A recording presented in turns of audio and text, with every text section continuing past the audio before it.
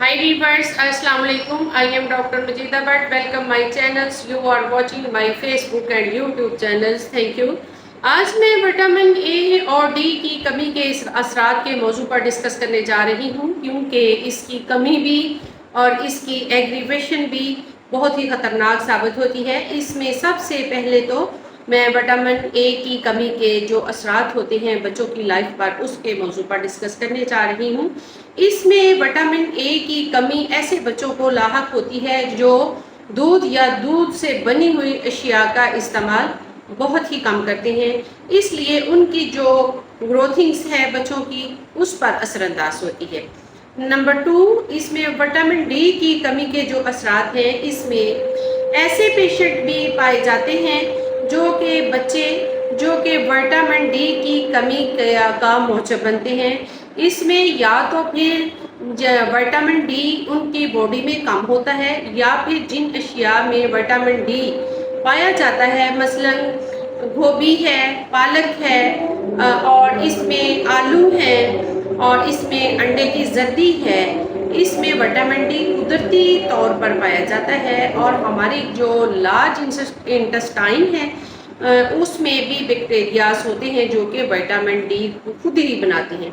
और इसमें ऐसे पेशेंट पाए जाते हैं जो कि विटामिन डी का बहुत कम इस्तेमाल करते हैं, या फिर वो धूप में ही नहीं बैठते, जिसकी वजह से बॉडी में विटामिन डी कम हो जाता है। और कुछ मेडिसिन भी होती हैं जो कि विटामिन डी को नाकारा कर देती हैं। इसमें फाइनिटन है, प्रीमिडोन है, ये मेडिसिन जो है विटामिन डी को नाकारा करते हैं। और इसमें गुर्दों की बीमारी भी कुछ ऐसी है जो कि गुर्दों की बीमारी की वजह से हमारी बॉडी का जो विटामिन डी है वो एक्टिव नहीं रहता, जिसकी वजह से मुख्तलिफ़ किस्म की बीमारियां जन्म लेती हैं। और इसमें विटामिन डी के मुतासर जो है वो एज लिमिट पर इन्हसार होता है कि विटामिन डी जो है वो किस एज में जो कम हो रहा है। इसमें अगर तो बचपन में बच्चों में कम हो जाए तो इसमें रिकेट्स की बीमारी हो जाती है, जिसमें बच्चों का सर बढ़ जाता है, माथा बाहर को निकल आता है, और उसके साथ साथ सीने की हड्डियां यानी कि स्टर्नम बच्चों की बाहर निकल आती हैं, और कबूतर की पीठ जैसी सीने जैसी बच्चों की शक्ल बन जाती है, जिसको पिजन लाइक जो नाम देते हैं इसको। तो उसके बाद अगर इसके बाद दांतों की नशोनुमा भी रुक जाती है, मुतासर हो जाती है। और इसके साथ साथ अगर ये विटामिन डी की कमी ख़वातीन में हो जाए तो ख़वातीन में ज़्यादातर उस लिमिट में होती है जो कि बहुत ही गरीब तबके की होती हैं ख़वातीन, और बहुत ज़्यादा बच्चे पैदा कर चुकी होती हैं। तो उनमें अगर विटामिन डी की कमी हो जाती है तो ऐसी सूरत में उनके जो टांगों की हड्डियां हैं वो इतनी नरमो नाजुक और कमज़ोर हो जाती हैं कि अपने बॉडी के वेट से ही टांगे टेढ़ी हो जाती हैं।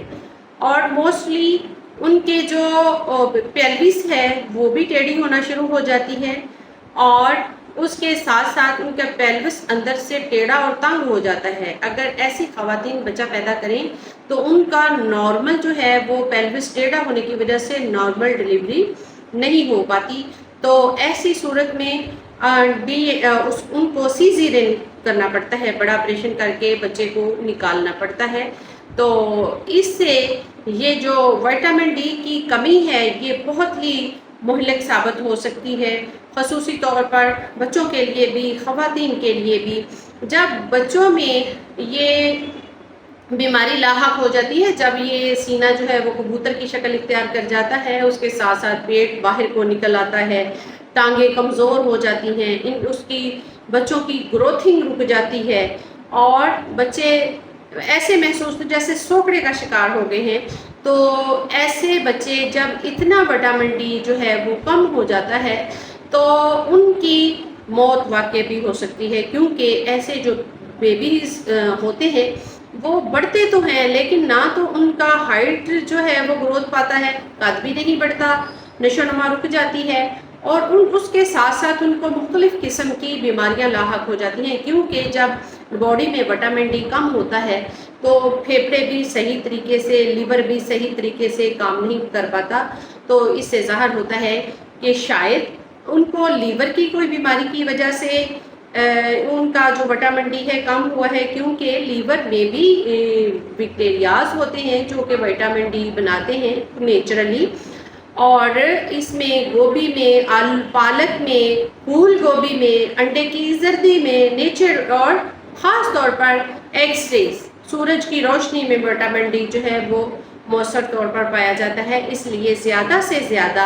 دودھ اور دودھ سے بنی ہوئی اشیاء، گوشت، انڈے اور سبزیوں کا استعمال کیا جاتا ہے، اور نیچرلی دھوپ میں بیٹھا جاتا ہے، نیچر دھوپ لی جاتی ہے، جو کہ لوگ ان ایکس ریز سے اپنے آپ کو بچا کر رکھتے ہیں۔ بعض موسٹلی پیشنٹ جو ہوتے ہیں وہ موسٹلی دھوپ میں بیٹھتے ہی نہیں ہیں، ایکس ریز سے دور رہتے ہیں، جس کی وجہ سے ان کو وٹامن ڈی کی کمی لاحق ہو جاتی ہے۔